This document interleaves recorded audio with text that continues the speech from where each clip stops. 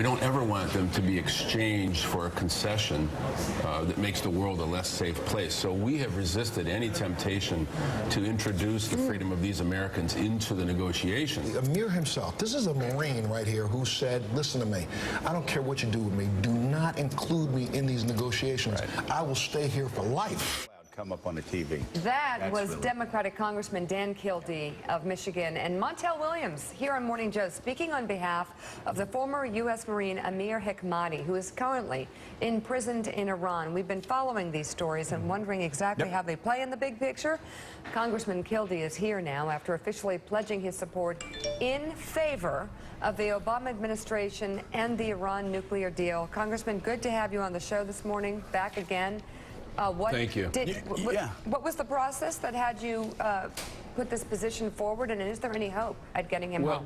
Well, first of all, for me, it's been about a 2.5-year process. I've been involved in the Iran question ever since I took office.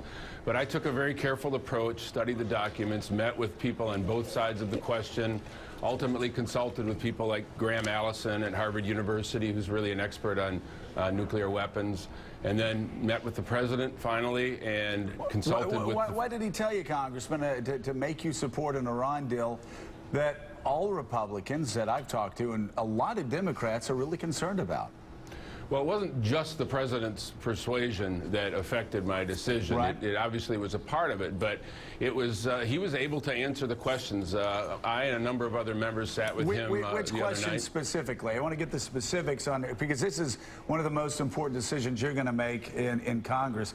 What specifically? Give us specifics that you think other Americans need to focus on whether they support this deal or not. Well, the focus of my questions and a lot of members was whether or not we still had, as a nation and as a world, all of the options that are currently available to us to intervene in Iran militarily, as you said earlier in the show, if in fact Iran either cheats or at the end of the agreement decides to violate the terms of the Non-Proliferation Treaty and move toward the weaponization of nuclear material. Do you feel like we still have the option to attack them militarily if they end up breaking the agreement with us?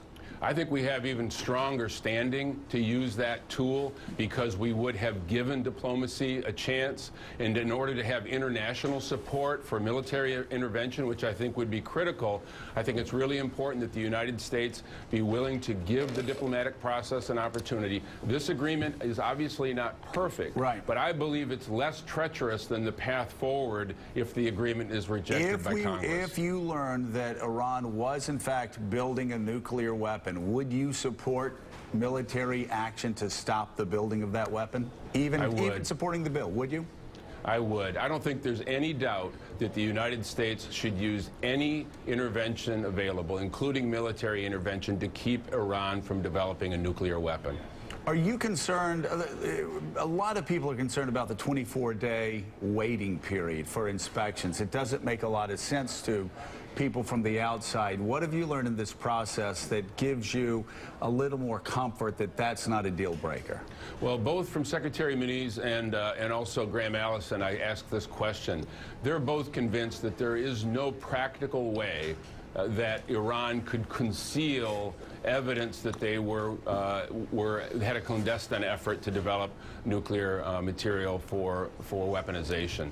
So the 24-day requirement has to do with undisclosed sites that would be discovered and would allow inspection within 24 days.